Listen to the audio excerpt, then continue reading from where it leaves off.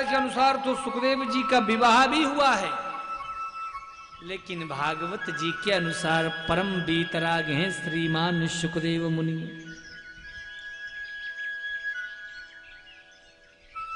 यही सुखदेव जी ने 12 साल तक गर्भ में वास किया और 12 साल बाद जब गर्भ से बाहर निकले तो महाराज स्त्री और पुरुष के भेद को भी ना जान सके। ऐसे दिव्यात दिव्य संत हैं। हमारे भीतर विषय तब प्रवेश करते संसार की वासनाएं जब हम संसार में लिप्त होते हैं।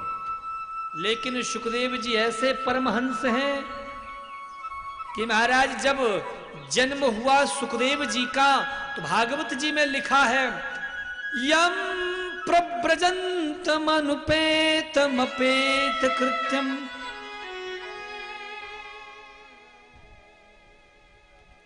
यम प्रव्रजन्तम अनुपेतम अपेत कृत्यम, द्वैपायनो विरह कातर्या जुहाव, पुत्रेति तन्मयतया तर्वोऽभिनेदुष, तं सर्वभूत हृदयं मुनिमानतोऽस्मि।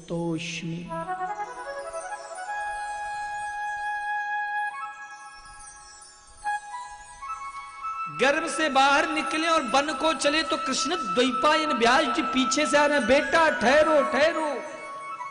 एक सरोवर से निकले तो कुछ किशोरी युवतियां स्नान कर रही थी। सुखदेव जी निकल गए लेकिन वह स्नान करती रही। लेकिन जैसे व्यास जी निकले वह सभी स्त्रियां दौड़कर अपने वस्त्र धारण करके कहीं, बाबा क्षमा करना हमने आपको देखा नहीं। व्यास जी बोले, बेटी मैं तुम्हारी बाप की उम्र का हूं, बाबा की उम्र का, और मुझसे तुम्हें लज्जा आ रही है और यहां मेरा युवान बालक निकल के गया, तुम उसी तरह से स्नान करती रही। तब उन युवतियों ने कहा, महाराज आपके पुत्र कोई साधारण पुत्र नहीं है, साधारण मनुष्य नहीं है। अरे जिनके जीवन में स्त्री और पुरुष का भेद ही नहीं पता, जो जानता ही नहीं कि स्त्री कौन है पुरुष कौन है। क्यों? क्योंकि वास्तविकता यही है कि हमने इस देह को धारण किया तो वो हम स्त्री हुए या पुरुष हुए, लेकिन आत्मा तो ना स्त्री है ना पुरुष है। आत्मा का तो ना कोई लिंग है, ना कोई आकार है, ना कोई विग्रह है। आत्मा तो महाराज एक वह तत्व है जिसका उद्देश्य केवल परमात्मा की प्राप्ति है। और आप तो बाबा सांसारी पुरुष हो, इसलिए हम आपसे क्षमा मांगती हैं। व्यास जी समझ गए कि मेरा पुत्र